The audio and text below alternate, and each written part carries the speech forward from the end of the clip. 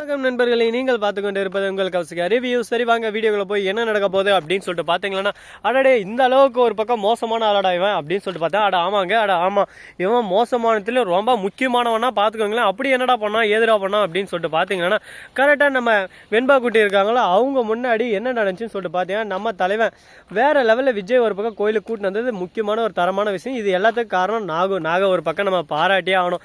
நாகு பண்ண விஷயத்தால் கரெக்டாக கோயிலுக்குள்ளே வந்து என்ட்ரன்ஸில் கரெக்டாக வெண்பா எங்கெங்கோ பார்க்குறாங்க, மல்லியம்மா காணும். திடீர்னு அதான் பக்கம் பார்த்தா மல்லியம்மா தாலியை கலட்டுறாங்க. அம்மா அப்படின்னு சொல்லிட்டு கூப்பிட உடனே வெண்பா ஒரு பக்கம் கூட்டதுமே மல்லி அப்படியே ஸ்ட்ரக்குன்னு திரும்பி பார்க்குறாங்க. தாலியை கழுத்த வந்து என்னம்மா தாலியை கழுத்துறீங்க அப்படின்னு சொல்லிட்டு குடுகுன்னு ஓடி போய் கட்டி பிடிச்சிடறாங்க. என்னம்மா உங்களுக்கு என்ன ஆச்சு, என் மேலே இருக்கிற கோவத்தில் அப்பாவும் எடுத்துட்டிங்களா அப்படி இப்படின்னு சொல்லிட்டு ஒரு பக்கம் அழ ஆரம்பிச்சிடுறாங்க.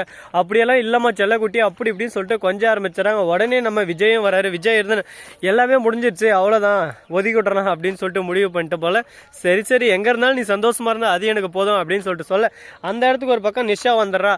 ஓ நிஷா நிஷா நிஷா அன்பே அந்த பாட்டு அப்புறங்கிட்டோம். நிஷா வந்ததும் என்ன பண்ணுறாங்கன்னு சொல்லிட்டு பார்த்தீங்கன்னா, கரெக்டாக என்ன விஜய கல்யாணம் நடந்துச்சாலே உன் பொண்டாட்டி பக்கம் தாங்கிற போல், எப்படியும் பொண்டாட்டி இருந்துட்டா இங்கே அவ்வளோதான், இன்றைக்கி நான் ஆஸ்திரேலியா கிளம்புறேன் அப்படி நீ உன் பொண்டாட்டி எங்கே இல்லாமல் இருந்தால் அடுத்த செகண்டு கட் பண்ணி புள்ளியும் அப்படியும் அப்படி தனித்தனியாக பார்சல் பண்ணிட்டுப்பேன், மிஸ் ஆயிடுச்சு செட் அப்படின்னு சொல்லிட்டு ஒரு பக்கம் ஃபீல் பண்ணிட்டு அங்கேருந்து கிளம்புறா. சரி இதுக்கப்புறம் என்ன நடக்க போகுது அப்படின்னு சொல்லிட்டு பார்த்தீங்கன்னா, கரெக்டாக நம்ம மல்லியோட அண்ணன் அதாவது பாபு ஸ்னேக் பாபு என்ன பண்ணுறாரு அப்படின்னு சொல்லிட்டு பார்த்தீங்கன்னா, ஸ்னேக் பாபு வந்து ஒரே அடியாக அழ ஆரம்பிச்சிடா. ஓன்னு ஒப்பாரி வச்சு ஐயோ என் தங்கச்சியோட வாழ்க்கை நல்லா இருக்குன்னு பார்த்தா நல்லாலையே, இப்படி கேடு கெட்டவனால என் தங்கச்சியோட வாழ்க்கை நாசமாக போதே அப்படி இப்படின்னு புலமாக்குறான். டேய் எதாக இருந்தாலும் ஒரு நியாயமாக பேசணுமாடா. அவன் என்னடா பண்ணான் பாவம், அவன் அப்பாவியடா, அவனுக்கு என்ன தெரியும் சொல்லு.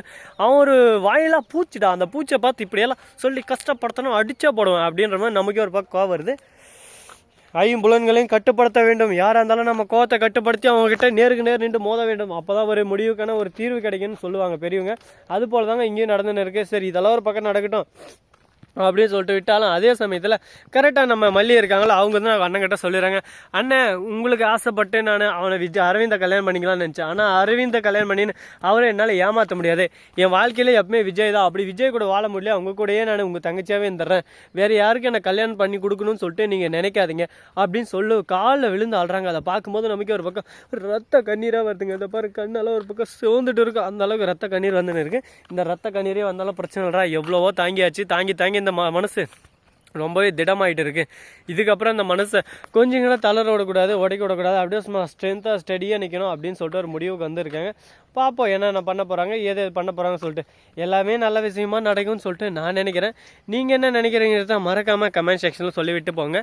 அது மட்டும் இல்லாமல் கரெக்டாக நம்ம வெண்பா இருக்காங்களா, இனிமேல் உங்களை விட்டு எங்கேயும் போக மாட்டோமா, நீங்கள் ஏன் கூடிய தான் இருக்கணும்னு சொல்லிட்டு அங்கேயே அடமுடிச்சுன்னு நின்றுறாங்க. இப்போ என்னடா பண்ணுறது, தலைக்கு வந்து தலப்பாக்கட்டோட போச்சுன்னு சொல்கிறதா, இல்லை ஒரே அடியாக நம்ம தலையை சுற்றிச்சின்னு சொல்கிறதா, ஒன்றுமே புரியலையே அப்படின்னு சொல்லிட்டு குழப்பத்தில் இருக்காங்க.